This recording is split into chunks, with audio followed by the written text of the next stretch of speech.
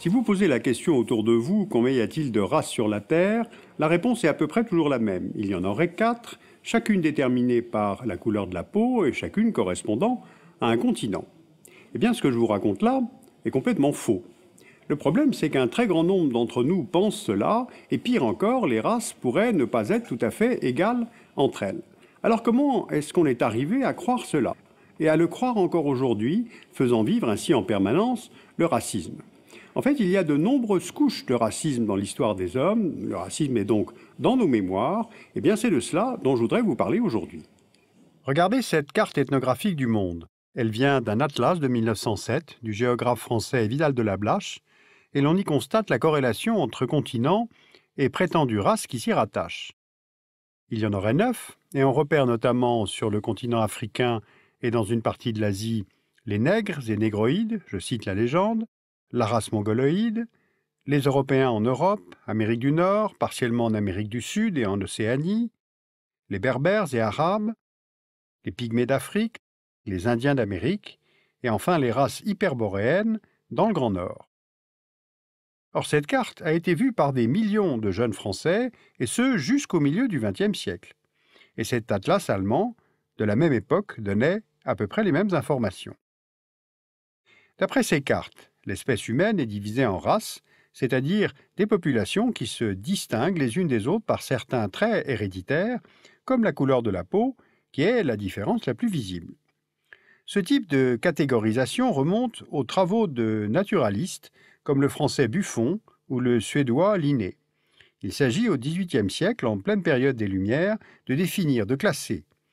Par exemple, Carl von Linné, dans Systema Natura, définit 4 variétés d'Homo sapiens, auxquelles il associe une couleur de peau et même des caractéristiques précises. Homo asiaticus, jaune pâle, mélancolique, rigide. Homo afer, noir, flegmatique, décontracté. Homo europaeus, blanc, sanguin, musculaire. Homo americanus, rouge, colérique et droit. Ensuite, la couleur de la peau n'est pas le seul critère à être utilisé par les savants de l'époque. Dans cet ouvrage de 1801, Histoire naturelle du genre humain, on trouve cette illustration montrant 3 profils, de l'Apollon de la statuaire grecque à l'orang-outang, en passant par le nègre, je cite la légende, et dans cette représentation, le nègre forme le chaînon manquant entre le singe et l'idéal humain. Apparaît ainsi vers le milieu du XIXe siècle une nouvelle science qui a pour objectif de mesurer ces différences entre les hommes pour créer des catégories et ensuite les hiérarchiser. Par exemple en s'appuyant sur l'anthropométrie et la craniométrie. Le représentant de ce courant en France est Paul Broca. L'anthropologue allemand Blumenbach, lui, identifie 5 races. On lui doit la dénomination de variété caucasienne, c'est-à-dire blanche, et Blumenbach estimera que la race noire est perfectible. Les théories raciales se voient ainsi confortées par les apports de la science au XVIIIe et XIXe siècle et peuvent ensuite se diffuser largement. Par exemple, le manuel scolaire « Le Tour de France par 2 enfants » nous enseigne qu'il y a 4 races et que la race blanche est, je cite, « la plus parfaite des races humaines ». Et songez qu'entre 1877 et 1977, ce livre est vendu à 8,5 millions d'exemplaires, soit autant d'enfants qui assimilent ces idées-là à l'école. Et ces enfants ont été nos grands-parents, ou peut-être même nos propres parents. Alors cela explique évidemment en partie comment nous avons été conduits à penser de façon aussi fausse. Poursuivons notre remontée dans l'histoire. Au XVe siècle, le prince catholique portugais Henri le Navigateur conçoit de nouveaux types de navires, les caravelles. Et grâce à ces caravelles, Bartolomé Dias, Christophe Colomb, Vasco de Gama, Francisco Cabral, Magellan vont réaliser pour le compte du Portugal et de l'Espagne ce qui est vu par les Européens comme les grandes découvertes. Plusieurs traités successifs, arbitrés par le Vatican, vont permettre aux 2 puissances ibériques, le Portugal et l'Espagne, de se partager le monde, y compris celui qui reste à découvrir et à évangéliser. Ces découvertes donnent aux Européens l'accès à de nouvelles routes commerciales et à de nouvelles terres et richesses qu'il faut exploiter. Et pour exploiter, il faut de la main-d'œuvre, alors un nouveau type de commerce se met en place, dit triangulaire, et qui fonctionne de la façon suivante. Les commerçants européens vont chercher des esclaves en Afrique, les emmènent de force dans le Nouveau Monde et rapatrie ensuite les bénéfices tirés de cette force de travail gratuite vers les monarchies européennes. Ce commerce des Noirs, cette traite négrière, est un événement économique majeur dans l'histoire. Par sa durée, près de 400 ans, du XVIe au XIXe siècle, par son ampleur, entre 25 et 30 millions de personnes déportées, par son impact géographique et sociétal aux États-Unis, dans les Caraïbes, au Brésil et évidemment sur le continent africain lui-même. Et en fait, l'impact est bien plus qu'économique. Il est dans les mémoires, il est dans nos imaginaires. Au début du XVIIIe siècle, par exemple, les termes noirs et esclaves deviennent synonymes dans certains dictionnaires français. À la domination économique, institutionnelle, technique, militaire, qui est tout à fait réelle, l'Europe impose en plus une domination morale et religieuse. Elle estime avoir une mission civilisatrice, censée apporter le progrès et la foi aux populations d'Amérique, d'Afrique, d'Asie, d'Océanie, vues comme moins avancées. Une grande partie du monde est colonisée, et le partage de la quasi-totalité du continent africain entre puissances européennes à la conférence de Berlin de 1885 a été, à cet égard, tout à fait emblématique. 20 ans plus tard, en 1914, à la veille de la Première Guerre mondiale, voici à quoi ressemble le monde politique. On repère les empires contrôlés par la France, le Royaume-Uni, l'Espagne, le Portugal, les Pays-Bas, la Belgique, l'Allemagne, l'Italie. Ces puissances captent les ressources tout en expliquant au monde entier qu'il y a un sens unidirectionnel au progrès. Mais les Européens ne sont pas les seuls. On retrouve au Japon cette idée de supériorité et de mission impériale, l'empire du soleil levant partant à la conquête d'abord de Formose, de la Corée, du Manchukuo en Chine, puis un peu plus tard de l'Asie du Sud-Est. En Europe, l'idéologie nazie développe à l'extrême cette certitude qu'il y a des races et que la race aryenne est supérieure. Entre 1939 et 1945, le national-socialisme applique en Allemagne et dans le reste de l'Europe l'extermination systématique des Juifs, mais aussi des Tziganes, des Noirs, des Métis, des homosexuels, des handicapés, soit tout ce qui s'écarte de l'idéal aryen de la race.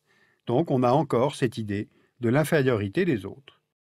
Du fait du nazisme, l'Europe se suicide, mais cela forme sans doute un tournant. La pensée et le discours sur la race aryenne, l'horreur soulevée par l'antisémitisme et par la Deuxième Guerre mondiale elle-même, vont faire évoluer la pensée sur la supériorité raciale du blanc. En 1945, les vainqueurs organisent un tribunal à Nuremberg pour juger le nazisme et son racisme fondamental. Et en même temps, les États-Unis, principal vainqueur de 1945, semblent immobiles à l'intérieur de leur propre pays. Alors pourquoi? Il faut se souvenir de la guerre civile américaine. Elle débute en 1861. On repère sur la carte les 11 États américains qui font sécession de l'Union, voulant conserver les esclaves noirs comme force économique gratuite. Les confédérés vont perdre la guerre, l'esclavage est aboli, mais les lois raciales ségrégationnistes imposent quasiment dans tous les États américains la séparation entre blancs et noirs, à la fois dans l'espace public, les bus, les écoles, ou l'espace privé, comme par exemple l'interdiction du mariage interracial. Et dans certains États, comme celui de Washington, les lois s'appliquent aussi aux peuples indiens. Eh bien, ces lois vont demeurer en vigueur très tard dans le XXe siècle. Le Civil Rights Act y met en principe un terme seulement en 1964. Et depuis, il aura fallu donc 50 ans, soit 2 générations, entre l'abolition du racisme officiel et l'élection en 2008 d'un président américain noir. Ce qui ne fait pas disparaître pour autant le racisme aux États-Unis. L'autre paradoxe se trouve dans ce même calendrier de la deuxième moitié du XXe siècle. Alors que le processus des décolonisations est partout en route, le racisme institutionnalisé se poursuit en Afrique du Sud, en legs direct des idées coloniales européennes. Car on a en Afrique du Sud toute une société organisée en fonction de l'apartheid, c'est-à-dire cette ségrégation qu'il convient de maintenir entre les Noirs et les Blancs, qui sont les descendants des colons néerlandais et britanniques. En 1951, le pays crée 10 Bantoustans, c'est-à-dire 10 États réservés aux Noirs, traduisant ainsi dans le territoire le développement séparé des races. Cette ségrégation assumée et affirmée va durer 43 ans en Afrique du Sud, le pays jouant pour Washington un rôle de rempart contre l'influence soviétique sur le continent africain. Il aura donc fallu attendre non pas que les idées de supériorité aient évolué, mais que la guerre froide prenne fin pour que cesse l'apartheid. En vous évoquant ces quelques étapes et les mémoires qu'elles ont laissées, j'ai voulu vous faire bien mesurer la grande épaisseur historique du racisme. Aujourd'hui, on sait que le génome humain n'est ni blanc, ni noir, ni jaune. L'espèce humaine est une, et les êtres humains qui peuplent la planète partagent tous une origine commune. L'Homo sapiens a émergé il y a environ 150 000 ans en Afrique tropicale, puis il a peu à peu migré hors de ce continent il y a 60 000 ans, pour venir ensuite coloniser l'ensemble de la planète au cours des millénaires qui ont suivi. Cette dernière carte nous montre la répartition moyenne des couleurs de peau dans le monde. Les variations de couleurs, claires ou foncées, sont le résultat de l'adaptation du corps humain aux conditions environnementales et climatiques. La couleur dépend de la concentration de la mélanine, c'est un pigment produit par les cellules de la peau en fonction de l'exposition au soleil. La peau foncée offre une protection contre le soleil, puis elle s'éclaircit progressivement en montant vers les latitudes plus élevées. Elle s'adapte ainsi à l'ensoleillement qui est moindre et permet la synthèse d'une vitamine de croissance, la vitamine D. Cette carte a bien sûr cessé d'être exacte, elle a évolué avec les migrations, les voyages, les brassages et les métissages des populations, donc la mondialisation. Les avancées de la biologie, de la génétique, de l'archéologie ont donc permis d'établir qu'il n'y avait pas de hiérarchie entre les peuples. La question des races semble donc scientifiquement réglée, et pourtant le racisme réapparaît en permanence et sous diverses formes. Quand il ne s'applique plus à la couleur de la peau, il contourne, et il s'applique par exemple aux noms propres, aux locataires, aux candidats à l'embauche, il se déplace vers la religion de l'autre, voire à la catégorie de l'immigration. Donc vous mesurez la grande adaptabilité du phénomène. Alors pourquoi est-ce que ce classement entre les hommes est si difficile à dépasser ? Pourquoi est-ce qu'il réapparaît en permanence comme une construction politique ? Pourquoi est-ce qu'en fait, ça nous convient toujours ? En fait, ce n'est pas simple de parler du racisme, ce n'est pas un phénomène rationnel, on touche là à des questions émotionnelles, voire personnelles, et pourtant, les enfants naissent sans avoir la moindre idée de la couleur de leur peau. Donc, tout se passerait par la suite.